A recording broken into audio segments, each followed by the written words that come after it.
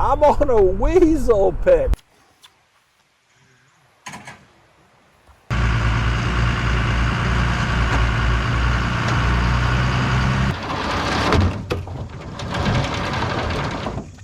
Bada bing, baby. Jeez, what else can I get you?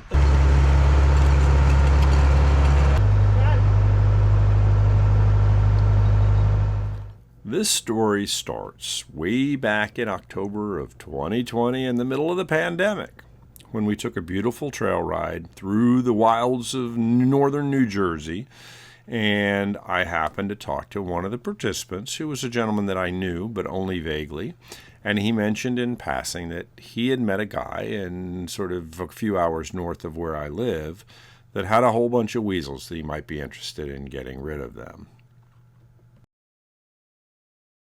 So we emailed back and forth, and I got a contact. The gentleman's name is Gene, and a telephone number, and a location in general. And Dave was kind enough to tease me with some pictures that he had taken when he visited the gentleman's place.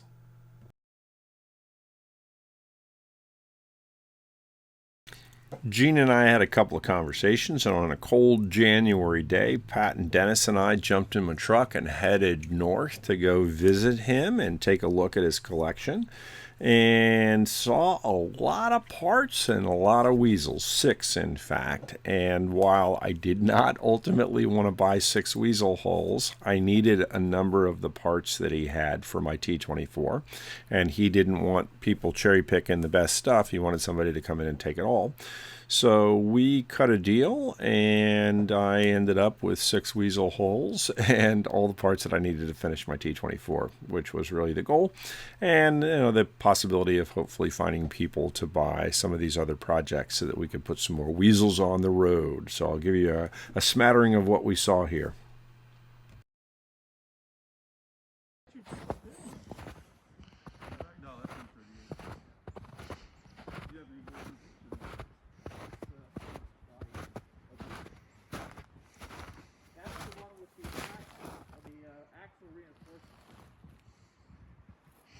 Right. Later.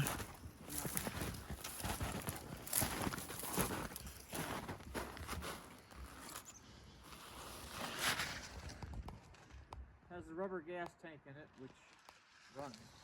So last time.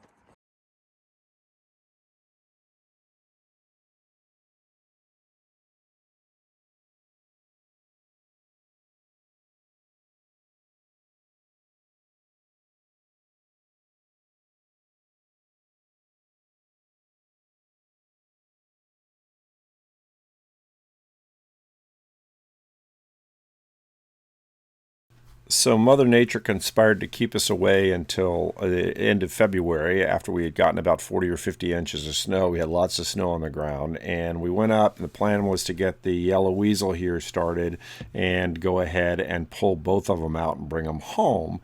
We ended up with lots of spare parts, but were not able to get any weasels out at this particular episode, although we did get it running. All right, hold that.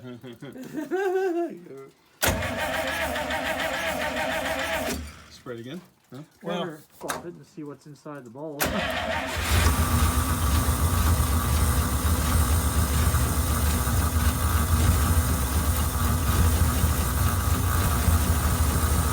So the oil pressure came up pretty quickly once this thing started, but it was making a little bit of a knocking noise. We couldn't decide if it was a throwout bearing or what was going on. And so anyway, we abandoned the episode at that particular point in time, and it took another month to get back. And so in March, we went back up well prepared, and the plan was still to pull both of these out. We knew we couldn't recover anything else out of the fields because there was too much snow on the ground.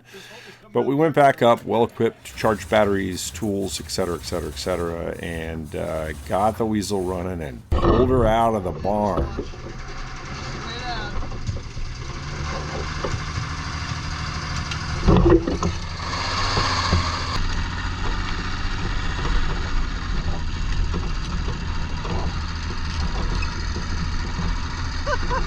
So the yellow weasel, as it's come to be known, ended up nestled inside of my barn, and it turned out to be the third production, or maybe the second production N29 ever made. And I've done a lot to it. We've been running it around, as you guys know now. I ended up having to pull this engine out of it. It did have bad connecting rod bearings, and I rebuilt one of the other engines that I got in this deal and got this one running. So that was late March. We got the other green one back as well, and I still had 4 hulls sitting out there, and we waited for it to thaw, and then I got sick and blah, blah, blah, blah, blah. So anyway, this episode's about getting the last 4 weasels back, so let's see what happens.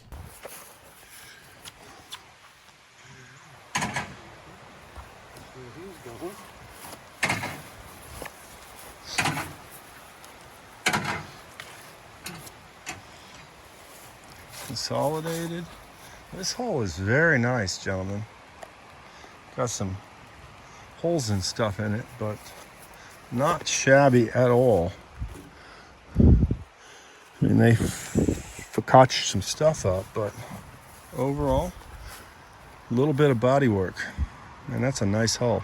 So we didn't get into it here, but they had also repowered this with an automatic transmission and a Ford engine, so that's got to get fixed, but still, nice hull. This one, not so nice, but it has an original gas tank in it, which is useful. Some parts. It's got some nice parts on it as I look around. It's got an undercarriage, which is good. It's got springs on it, which is good. I don't know if that engine's good or not, but we'll find out.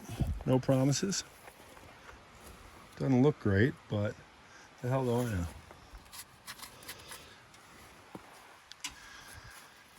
Salvageable rear cover plate with all the original parts on it.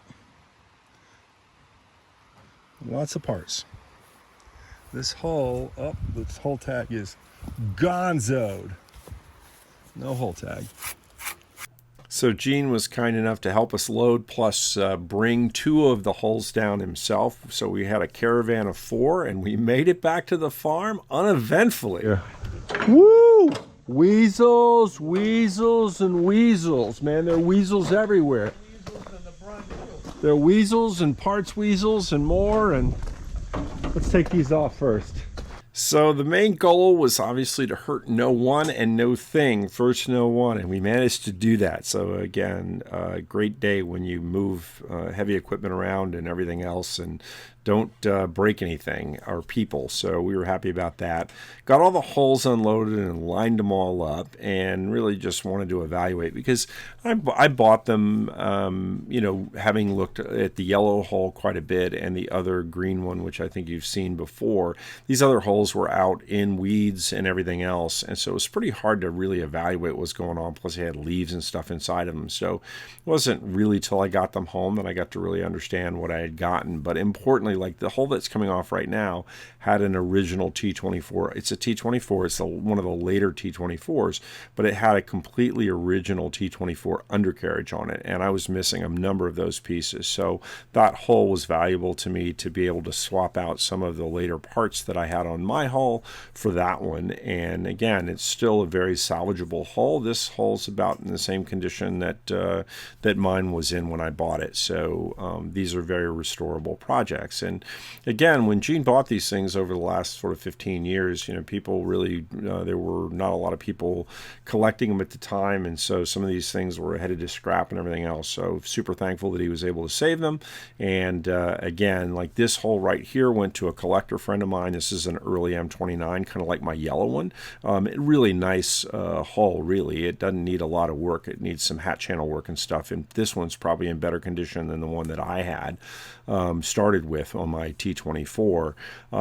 And a friend of mine was looking for an M29 for his collection, so he bought it, and he's a big collector and restorer, so it'll get restored.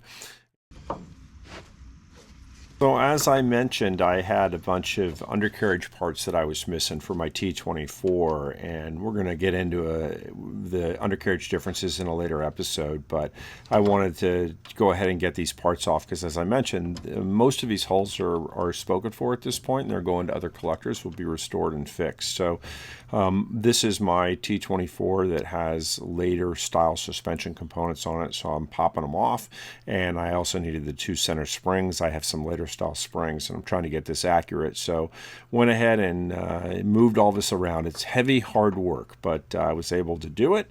I didn't really love putting dirty parts back on, but because the other hull is going to get picked up here in another week, I wanted to go ahead and swap these things out. So I put the dirty ones on and I'll clean them up, and I did not put the springs on. So I'll get the other springs painted and all these undercarriage parts cleaned, and then I will reassemble this machine, and they'll go on for a final time, which is exciting stuff.